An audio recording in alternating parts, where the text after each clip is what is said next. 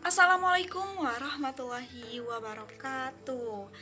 Perkenalkan, nama saya Ayrin Rinuranisa dengan NPM 182151042.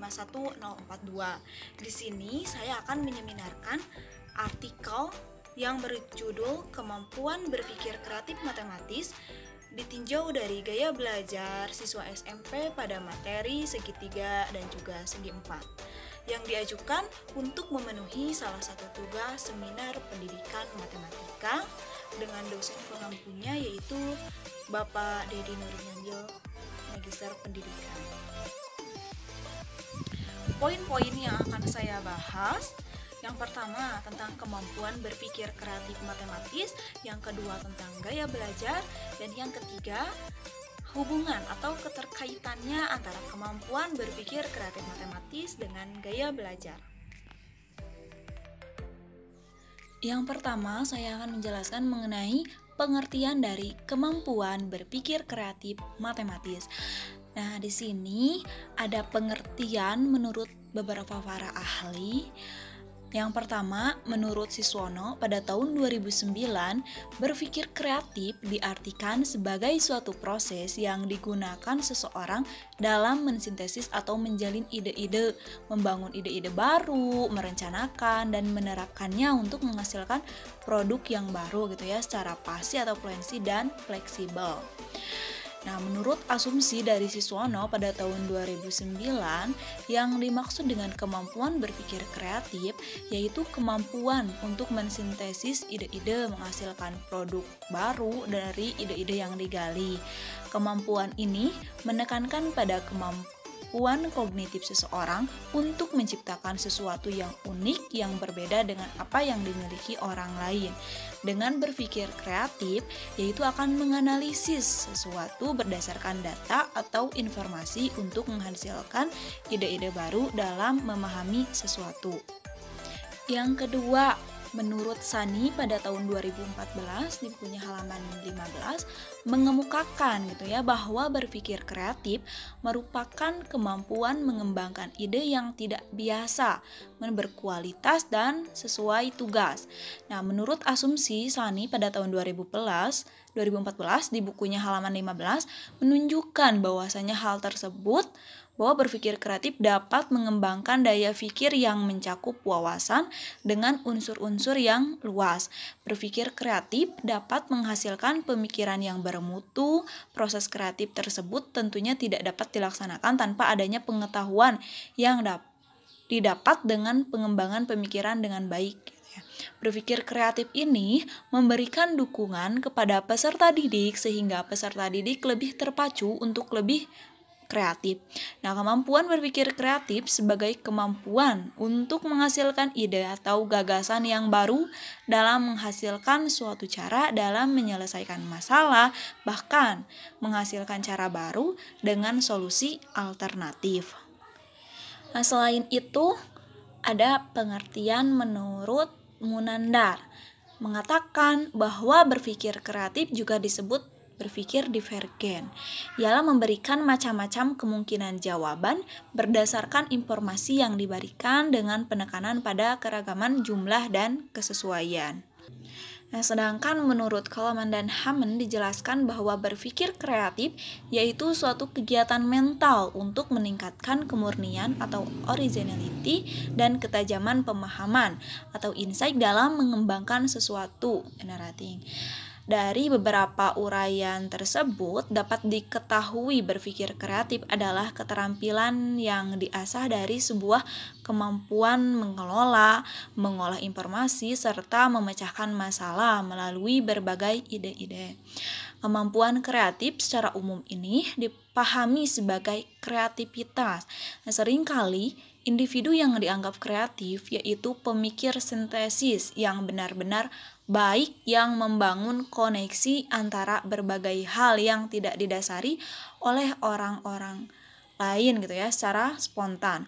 Suatu sikap kreatif yaitu sekurang-kurangnya sama pentingnya dengan keterampilan berpikir kreatif. Kemudian diungkapkan oleh Mursidik dan kawan-kawannya pada tahun 2015 pada bukunya halaman 31 bahwa kemampuan berpikir kreatif siswa itu untuk kategori tinggi pada aspek berpikir lancar sangat baik, karena siswa kategori mampu memunculkan lebih dari satu ide dalam menyelesaikan masalah matematika open-ended. Nah, untuk aspek berpikir luas, siswa pada kategori tinggi berada pada kriteria baik. Artinya, pada umumnya mampu menentukan satu cara dalam menyelesaikan masalah. Aspek keaslian juga berada pada kriteria baik, artinya cara yang digunakan dalam menyelesaikan masalah dengan cara yang umum tetapi mengarah pada penyelesaian. Sedangkan kemampuan pada aspek berpikir elaboratif itu sangat baik, artinya siswa dapat memperjelas penyelesaian dengan rinci dan tepat sehingga aspek ini secara umum tidak mengalami kesulitan. Kemampuan berpikir kreatif siswa untuk kategori sedang pada aspek berpikir lancar, aspek berpikir luas, dan aspek berpikir orisinal berada pada kategori baik. Sedangkan kemampuan pada aspek berpikir elaboratif berada pada kategori sangat baik, artinya siswa dapat memperinci penjelasan dengan tepat. Kemampuan berpikir kreatif siswa untuk kategori rendah secara keseluruhan berada pada kategori kurang baik. Secara keseluruhan, untuk siswa kemampuan rendah ini masih perlu pembinaan. Nah, kesimpulan dari beberapa pengertian dari para ahli di atas bahwasannya kemampuan berpikir kreatif matematis merupakan kegiatan untuk meningkatkan pemahaman dan berpikir lebih luas dengan mengembangkan ide untuk memecahkan masalah matematik sehingga dapat memberikan banyak cara atau kemungkinan jawaban dalam pemecahan masalahnya. Kemampuan berpikir kreatif matematis sebagai kemampuan menemukan dan menyelesaikan masalah matematika yang meliputi komponen-komponen kelancaran, fleksibilitas, elaborasi, dan keaslian atau original.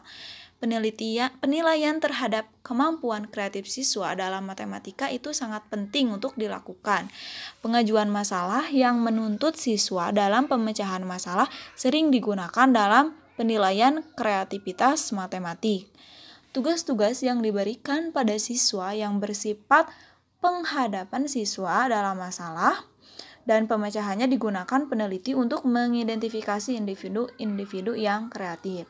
Jadi, kemampuan berpikir kreatif merupakan sebuah proses gitu ya yang mengembangkan ide-ide yang tidak biasa dan menghasilkan pemikiran yang baru yang memiliki ruang lingkup yang luas. Suatu kemampuan untuk menghasilkan ide atau gagasan yang baru dalam menghasilkan suatu cara dalam menyelesaikan masalah, bahkan menghasilkan cara baru sebagai solusi alternatif. Jadi itu pembahasan mengenai pengertian dari kemampuan berpikir kreatif matematis. Selanjutnya yaitu mengenai komponen berpikir kreatif. Ini menurut Alvino dan Sumarno mengemukakan ada 5 komponen berpikir kreatif. Yang pertama ada self-efficacy, yaitu kemampuan dan kemandirian dalam mengontrol diri, berani menghadapi masalah, optimis, percaya diri, masalah sebagai tantangan dan peluang. Yang kedua, luas atau flexibility, yaitu berempati, menghargai, menerima pendapat yang berbeda, bersikap terbuka, mantap atau toleran menghadapi ketidakpastian, memiliki rasa humor. Kemudian yang ketiga, kemahiran kepakaran. Maksudnya bekerja secara eksak, teliti, tepat dan tuntas, punya visi dan tujuan yang jelas, selalu melakukan pengujian terhadap kegiatan yang dilakukan.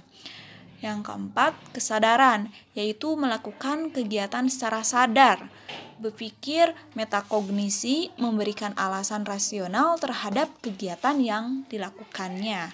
Yang kelima, rasa ketergantungan. Maksudnya yaitu saling memberi dan menerima, menunjukkan keterkaitan, konflik sebagai sesuatu yang berguna.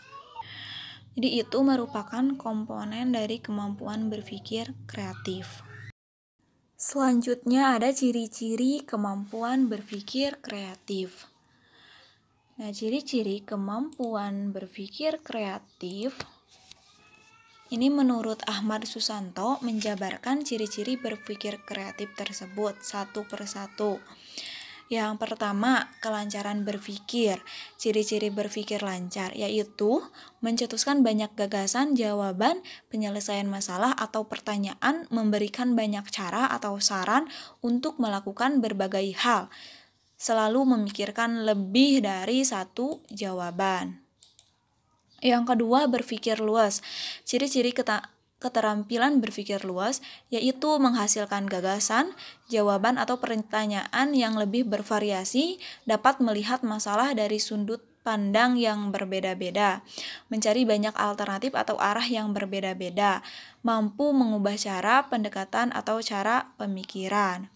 Kemudian yang ketiga, elaborasi atau memerinci. Ciri-ciri keterampilan elaborasi atau memerinci yaitu mampu memperkaya dan mengembangkan suatu gagasan atau produk, menambahkan atau memerinci secara detail dari satu objek, gagasan atau situasi sehingga menjadi lebih menarik. Yang keempat ada berpikir secara orisinal. Ciri-ciri keterampilan orisinal yaitu mampu mengungkapkan hal-hal yang baru dan juga unik. Keterampilan ini ditunjukkan oleh perilaku siswa seperti memikirkan masalah-masalah atau hal-hal yang tidak pernah terpikir oleh orang lain, memberikan jawaban yang berasal dari perhitungan sendiri, dan setelah mendengar atau membaca gagasan, bekerja untuk mendapat penyelesaian yang baru. Nah, itu merupakan ciri-ciri dari kemampuan berpikir kreatif. Selanjutnya ada indikator kemampuan berpikir kreatif matematis. Indikator kemampuan berpikir kreatif menurut Torrens dalam Lestari dan Yuda Negara pada tahun 2015 dan dirangkum dari beberapa pendapat pakar sehingga didefinisikan sebagai berikut. Yang pertama, kelancaran atau fluensi yaitu mempunyai ide gagasan dalam berbagai kategori, menghasilkan motivasi belajar, dan memiliki arus pemikiran yang lancar. Produktivitas siswa untuk menghasilkan jawaban yang beragam dan benar serta kesulitan untuk menyelesaikan masalah juga akan dinilai dan dieksplor untuk menambah hasil deskripsi kemampuan berpikir kreatif siswa. Yang kedua, keluasan atau flexibility, yaitu mampu mempunyai ide atau gagasan yang beragam, dapat mengubah cara atau pendekatan, memiliki arah pemikiran yang berbeda.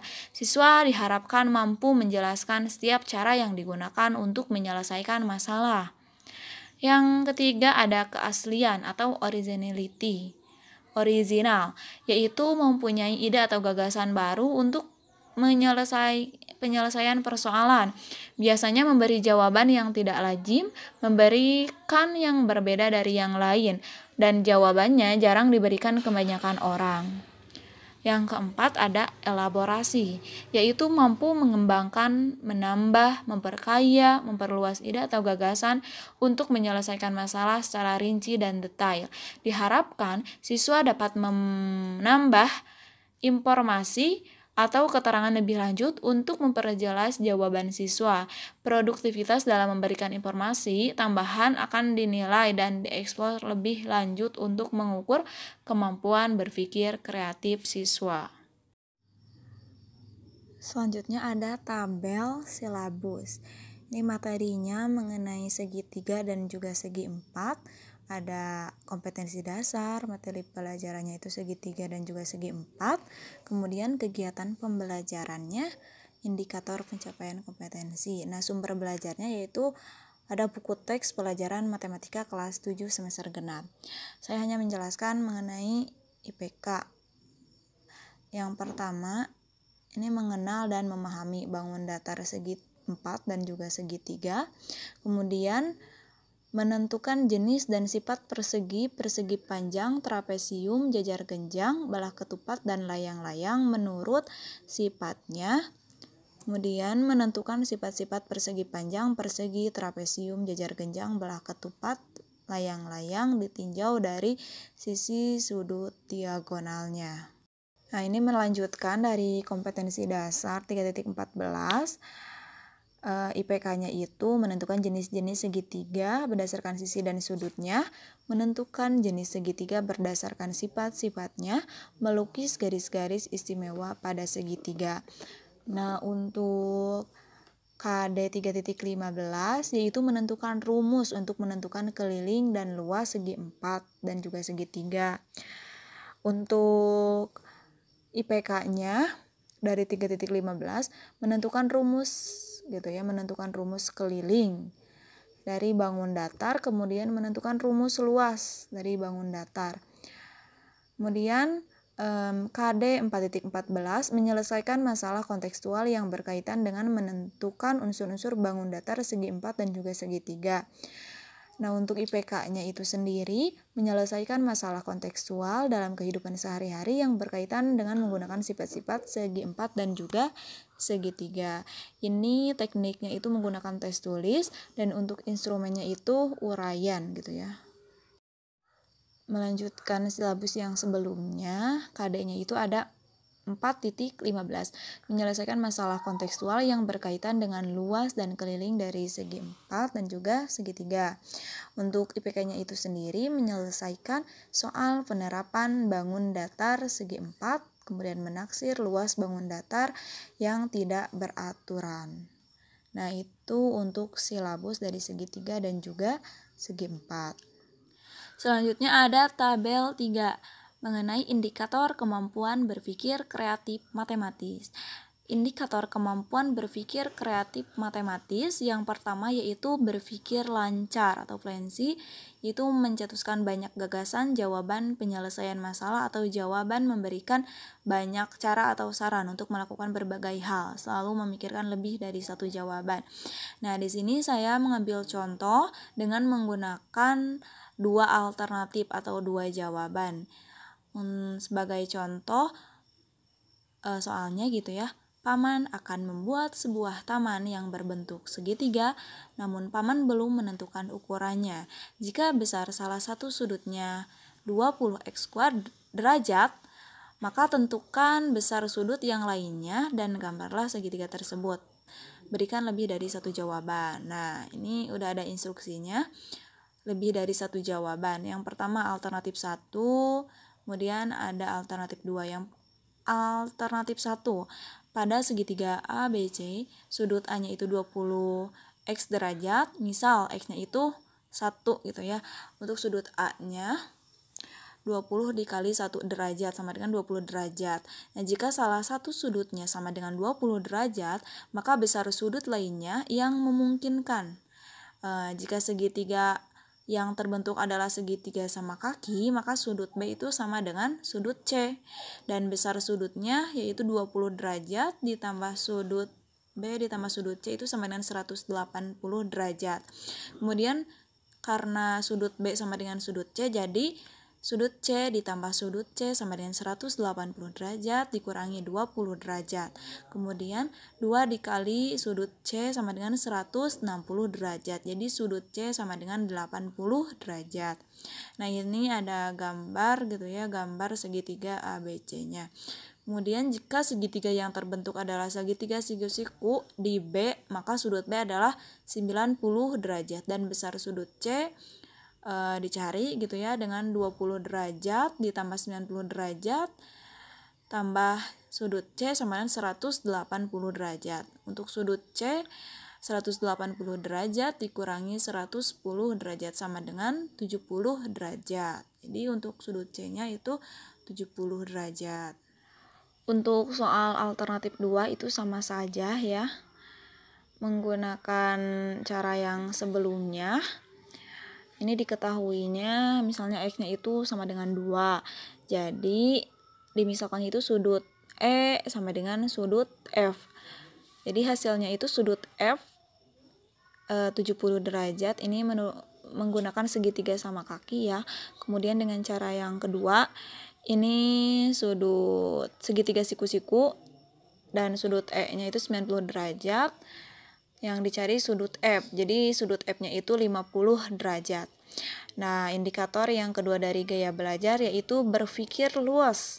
Menghasilkan gagasan jawaban atau pertanyaan yang bervariasi dapat melihat masalah dari sudut pandang yang berbeda, mencari banyak alternatif atau arah yang berbeda-beda. Di sini saya mengambil soal yaitu mengenai luas segitiga ABC dan juga panjang AD. Ini diketahui segitiga ABC dengan garis tinggi AD gitu ya. Jika sudut BAC-nya sama dengan 90 derajat, AB 4 cm, AC 3 cm, BC 5 cm gitu ya. Tentukan luas segitiga ABC dan juga panjang AD.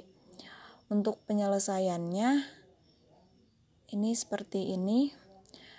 Sudut BAC sama dengan 90 derajat. Salah satu kaki sudutnya bisa dijadikan tinggi atau alas. Nah, untuk rumusnya untuk cara penyelesaiannya soal tadi yaitu dengan menggunakan rumus luas segitiga.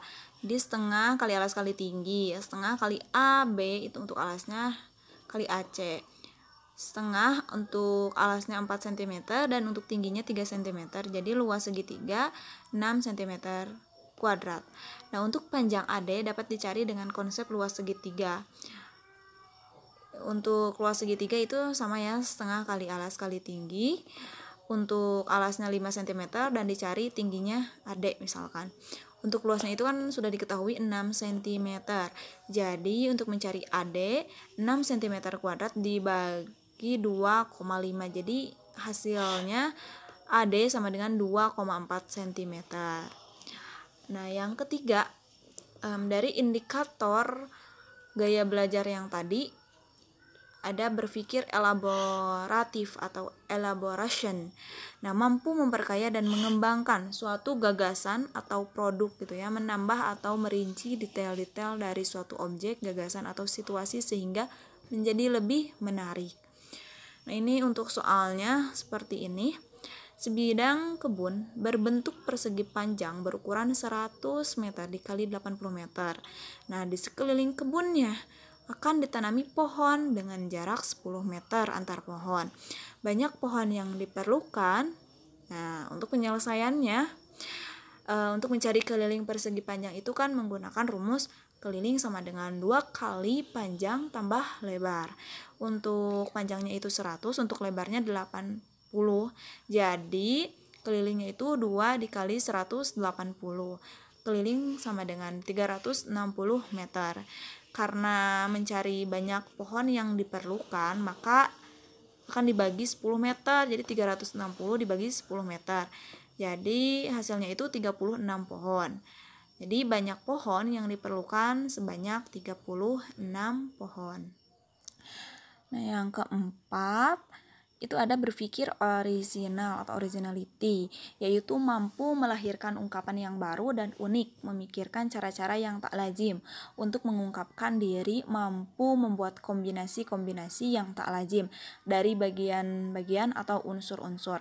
Untuk contoh soalnya itu sebuah persegi panjang EFGH memiliki lebar 5 cm dan panjang 10 cm. Tentukan luas persegi panjang EFGH, keliling persegi panjang EFGH. Nah, untuk penyelesaiannya itu sendiri, luas persegi panjang EFGH panjang kali lebar gitu ya, panjang kali lebar sama dengan 10 cm kali 50 cm, 5 cm. Jadi untuk luasnya itu 50 cm kuadrat. Itu ya untuk luas perseginya. Kemudian untuk keliling itu menggunakan rumus keliling 2 sama dengan 2 kali panjang tambah lebar. Untuk panjangnya 10 cm tambah lebarnya 5 cm, jadi 2 dikali 15 cm. Untuk kelilingnya jadi 30 cm. Nah, jadi itu contoh soal segitiga dan juga segi 4 dan juga indikator kemampuan berpikir kreatif. Kemudian pengertian dari gaya belajar. Nah, ini menurut Hasrul pada tahun 2009, gaya belajar yaitu suatu hal yang penting yang harus diketahui oleh peserta didik karena berguna untuk mengembangkan kualitas pekerjaan yang disesuaikan dengan keadaan peserta didik, sehingga ketika peserta didik mengetahui bagaimana ia memperoleh informasi, kemudian menyerap informasi tersebut, maka peserta didik akan lebih mudah menjadikan berkomunikasi dan juga belajar. Kemudian, pengertian selanjutnya menurut Karim pada tahun 2014 menyatakan bahwa gaya belajar merupakan cara seseorang untuk menyerap, mengatur, dan mengolah bahan informasi atau bahan pelajaran. Kemudian menurut Hamzah B. Uno, gaya belajar adalah kemampuan seseorang untuk memahami dan menyerap pelajaran.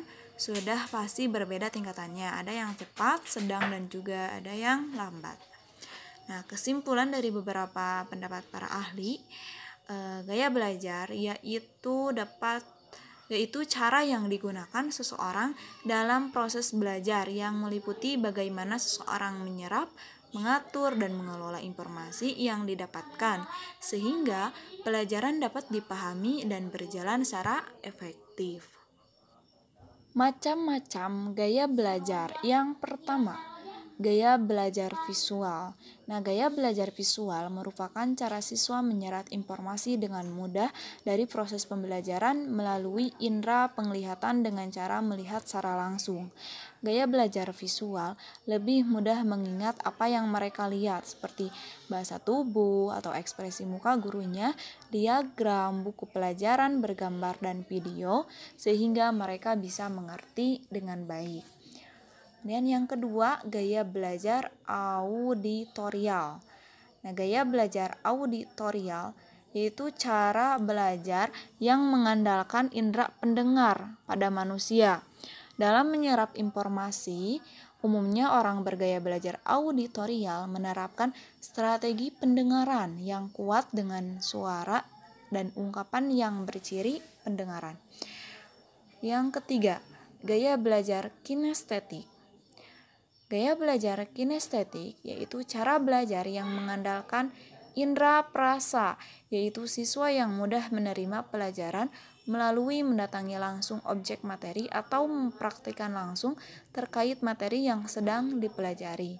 Umumnya, orang yang bergaya belajar kinestetik dalam menerapkan strategi fisikal dan ekspresi yang berciri fisik. Faktor-faktor yang mempengaruhi gaya belajar.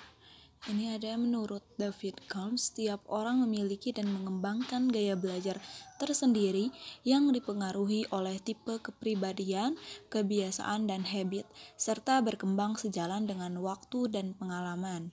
Pola atau gaya belajar tersebut dipengaruhi oleh jurusan atau bidang yang digeluti, yang selanjutnya akan turut mempengaruhi keberhasilan seseorang dalam meraih prestasinya dalam belajar.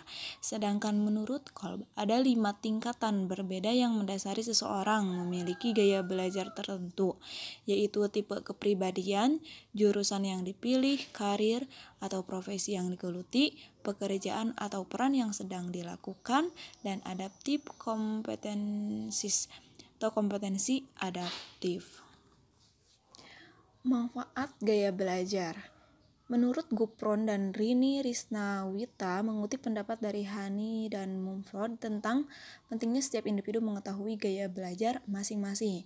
Yang pertama, meningkatkan kesadaran tentang aktivitas belajar mana yang cocok atau tidak cocok dengan gaya belajar yang dimiliki, membantu menentukan pilihan paling tepat dari sekian banyak aktivitas, menghindari dari pengalaman belajar yang tidak tepat. Individu dengan kemampuan belajar efektif yang kurang dapat melakukan improvisasi, membantu siswa untuk merencanakan tujuan dan belajarnya, serta menganalisis tingkat keberhasilan siswa. Ini untuk angket tes gaya belajar peserta didik. Berilah tanda checklist pada lembar kolom yang telah disediakan. Jadi untuk indikatornya, ini yang pertama gaya belajar visual gitu ya. Indikatornya yaitu yang pertama memahami sesuatu dengan asosiasi visual. Untuk pertanyaannya atau tesnya, apakah Anda menghafal hanya dengan melihat saja? Yang kedua, mengerti baik mengenai posisi, bentuk, angka, dan warna. Untuk pertanyaannya, dapatkah Anda mengulang dan menirukan apa yang disampaikan guru? Rapi dan teratur. Apakah Anda dapat rapi dan teratur dalam menulis? Tidak terganggu dengan keributan. Apakah Anda mudah terganggu pada saat di kelas ada teman yang berisik? Yang kelima, sulit menerima instruksi verbal. Apakah Anda mengingat jika guru hanya menjelaskan materi sekali saja dan tidak diulangi lagi? Nah, itu tes angket gaya belajar visual. Untuk tes angket yang kedua, ini gaya belajar auditorial. Untuk indikatornya yang pertama, belajar dengan cara mendengar. Pertanyaannya, apakah Anda dapat memahami materi hanya dengan mendengar penjelasan guru saja?